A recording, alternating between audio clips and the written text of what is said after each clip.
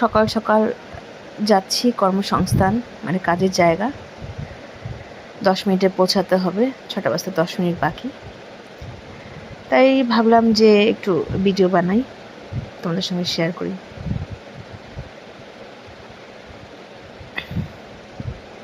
Actually একটু তাড়াতাড়ি যেতে হয়, কেন 6টার মধ্যে ঢুকতে হয়, তাই 10 মিনিট লাগে যেতে।